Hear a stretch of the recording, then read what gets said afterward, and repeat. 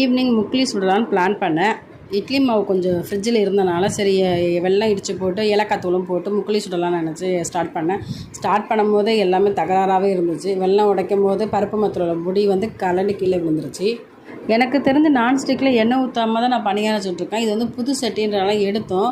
ஆனால் எடுத்தப்போ ஒரு முக்குலியை வந்து ஊற்றி பார்த்தேன். ஆனால் சுத்தமாக அது நல்லாவே வரல. அதோடு எடுத்து தூர போட்டுட்டு எண்ணெய் ஊற்றி சுட்டேன். கொஞ்சம் அதிகம் ஊற்றிட்டேன் போல். எங்கள் பெரியம்மா சொன்னாங்க, ஒவ்வொரு குழிக்கும் வந்து ஒவ்வொரு ஸ்பூன் எண்ணெய் ஊற்றாத, ஒரு ஸ்பூன் எண்ணெய் எடுத்து எல்லா குழிக்கும் ஊற்றி எடு அப்படின்னாங்க. நான் ஃபஸ்ட்டு தப்பாக செஞ்சுட்டேன். அப்புறம் செகண்ட் ஈடு ஊற்றும் போது நல்லா வந்துடுச்சு. அதே மாதிரி சுட்டு அவங்க சொன்ன மாதிரியே எடுத்துட்டேன். ஆனால் டேஸ்ட் வந்து ரொம்ப நல்லா வந்திருந்தது.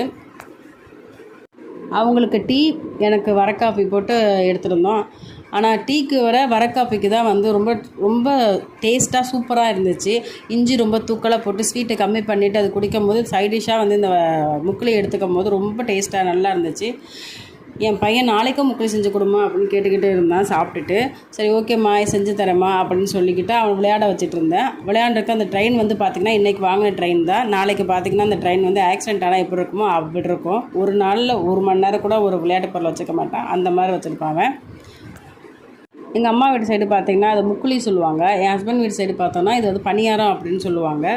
நான் சொல்லுவேன் எங்கள் பெரியம்மாட்டி, இது பணியாரம் பெரியம்மா, இல்லைம்மா இது முக்குலிம்மான்னு எங்கள் பெரியம்மா ஆர்குமெண்ட் பண்ணிகிட்டு இருப்பாங்க. சரி ஏதோ ஒன்று நல்லா டேஸ்ட்டாக இருந்துச்சா சாப்பிட்டோமா. ஈவினிங் ரொம்ப நல்லா போயிடுச்சு. இதனால் சாப்பிட்டு டேஸ்ட்டாக இருந்து.